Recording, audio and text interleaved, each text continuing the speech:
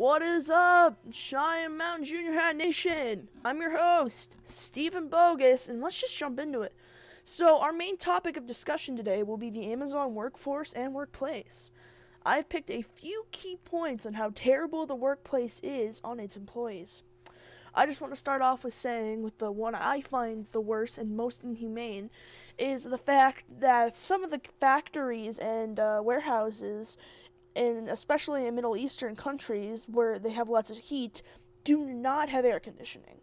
Now, why this is bad, I know you're saying, well, they're just hot. Well, that doesn't really matter. They have very, very high standards on what their workers are supposed to get done. And so, with the heat and the amount of work they're doing, that is going to push a lot of their workers to the brink of depression, suicide, and other mental illnesses, which is not okay and is very inhumane. They also, the fact that they have almost near impossible standards on what their workers are supposed to get done, put a lot of pressure on the employees, and this requires them to work long hours. And most of the time, especially in the lower income countries, it's to support their family.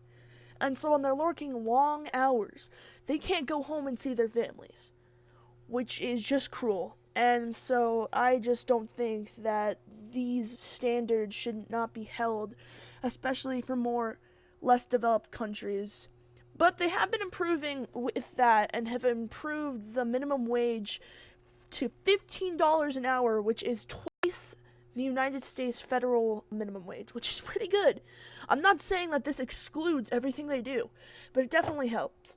One thing that really hit my heartstrings was when I read online that Amazon workers are encouraged by the higher-ups to tear apart other people's ideas, like their fellow workers' ideas. And if you want to build a workplace relationship and have a better workforce, you shouldn't do this. And I quote from an article online, "I have seen, at least once a day, one of my friends or fellow workers crying at my desk because of this new policy," end quote. Now, that also brings some mental illness and maybe depression into the mix, because you can't have any really ideas without getting them pushed on, because they are encouraged to be pushed on. And also, if you don't meet their exponentially high demands, you will be fired. Even if you miss it by a little bit. Let's say if you had to get 1,500 shipments, which is not even close to what they have to do, and you only got, let's say, 1,400 shipments, they'd fire you. And so that also really sucks. So they have been improving. They have been adding some air conditioning in the countries with higher heat, and that's okay, but they have not reached all of them.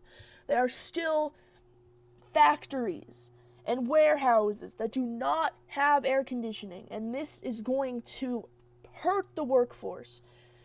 And it may hurt them psychologically, which will just hurt your workforce more. So, yeah. So, yeah, that was my topic of discussion today. Please share this, and I want to hear from you guys below. How do you think they should improve, and how do you think what they will do in the future? Thank you for watching. I'll see you tomorrow.